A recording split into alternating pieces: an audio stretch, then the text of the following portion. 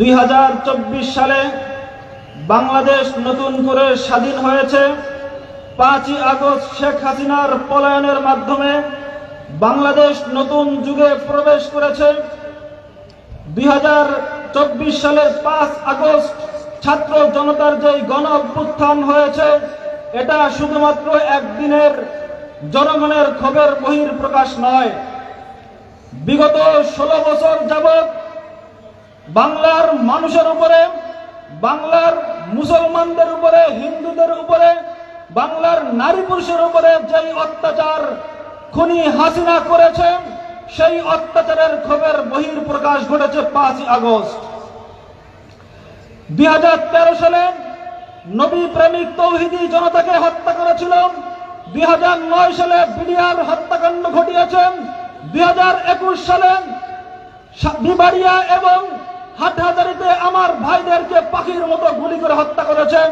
সর্বশেষ 2024 সালে 2000 বেশি যুবককে হত্যা করেন শেখ হাসিনা বাংলাদেশে মুসলিমের মতো ফ্যাসিবাদ কায়েম করেছিল।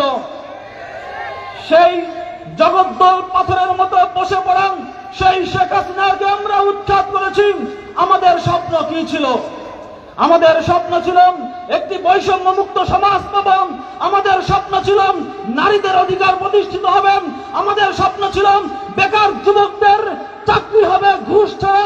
আমাদের স্বপ্ন ছিল রাষ্ট্রীয় সমস্ত কাজ আমরা বিনা টাকায় বিনা ঘুষে আমরা অধিকারগুলো বুঝে পাবো। আমাদের স্বপ্ন ছিল আমাদের উলামায়ে কিরাম যেই রক্ত ঝরিয়েছেন, আমাদের উলামায়ে কিরাম যেই ত্যাগ কুরবানি করেছেন, আমাদের উলামায়ে কিরামের হক বুঝিয়ে দেওয়া হবে। কিন্তু আসলে 6 মাস অতিবাহিত হয়ে গেছে, কোন শ্রেণী পেশার মানুষ কোন অধিকার পাচ্ছে না।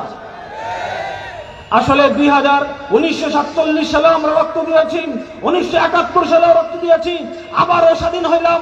যদি প্রয়োজন হয় আবারও স্বাধীন হব, কিন্তু বাংলার মানুষ পশ্চিমকালেও তার অধিকার ফিরে পাবে না। কারণ এই সেকুলার রাষ্ট্র ব্যবস্থা, এই গণতন্ত্র মানুষকে অধিকার দেওয়ার জন্য প্রতিষ্ঠিত হয় না।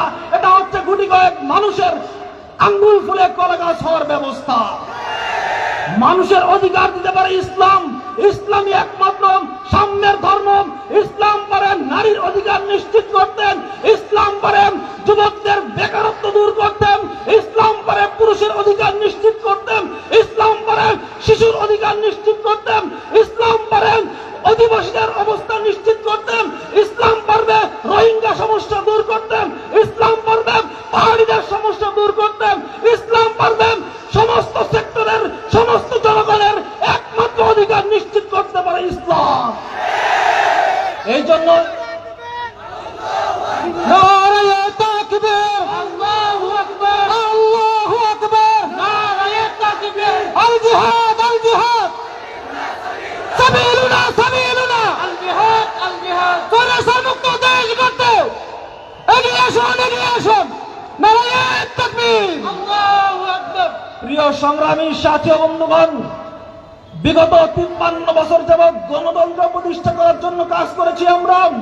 বিগত 53 বছর যাবৎ সেকুলার রাষ্ট্র ব্যবস্থার বিভিন্ন সেক্টর সংস্কার করার জন্য কাজ করেছি।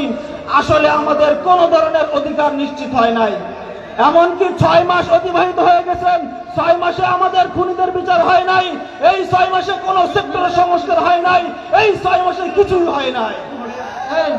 অথচ সিরিয়া স্বাধীন হয়েছে 3 মাস হয়ে গেছে, সেখানে বিচার কার্য শুরু হয়ে গেছে। আফগানিস্তান স্বাধীন হয়েছে 3 বছর হয়েছে, সেখানে সমস্ত মানুষের অধিকার নিশ্চিত হয়েছে। এই জন্য আমাদেরকে যতই বোঝানো হোক এই গণতন্ত্রকে প্রতিষ্ঠা করার জন্য কাজ করতেন, আমাদেরকে যদি বলা হয় এই সেকুলার রাষ্ট্র সংস্কার করার জন্য কাজ করতেন, আমরা বলি আমরা আর এই সমস্ত তন্ত্রমন্ত্রের মধ্যে নাই। আমাদের স্লোগান একটাই হবে, তন্ত্রমন্ত্রের দিন শেষ, খেলাফতের বাংলাদেশ। স্লোগান কি হবে? আল্লাহু আকবার, নারায়ে তাকবীর, আল্লাহু আকবার, মুক্তির রাজপথ, বাংলাদেশ খেলাফত, ইসলামী খেলাফত, মুক্তির রাজপথ, মুক্তির রাজপথ, ইসলামী খেলাফত, নারায়ে তাকবীর, আল্লাহু আকবার। সংগ্রামী ভাইরা আমার, সর্বশেষ কথা, বাংলাদেশ খেলাফত মজলিস, যুব মজলিস, ছাত্র মজলিস কি চায়? বাংলাদেশ খেলাফত মজলিস কি চায়? জোরে বলতে হবে, বাংলাদেশ খেলাফত মজলিস কি চায়? এই খেলাফত করে মানুষের অধিকার নিশ্চিত করতে। এই খেলাফত প্রতিষ্ঠা করার জন্য কাজ করবো তো। যদি এই খেলাফতকে প্রতিষ্ঠা করার জন্য আমার শরীরে রক্ত দিতে হয়, পারবো তো। যদি এই খেলাফত প্রতিষ্ঠা করার জন্য আমার পিতা মাতাকে এতিম করতে হয়, পারবো তো। যদি এই খেলাফত প্রতিষ্ঠা করার জন্য আমার স্ত্রীকে বিধবা করতে হয়, পারবো তো। ইনশাআল্লাহ আগামীর বাংলাদেশ ইসলামের বাংলাদেশ, আমরা সোনার বাংলাদেশ দেখেছি, আমরা ডিজিটাল বাংলাদেশ দেখেছি, আমরা স্মার্ট বাংলাদেশ দেখেছি। এবার ইনশাআল্লাহ বাংলাদেশ হবে ইসলামের বাংলাদেশ।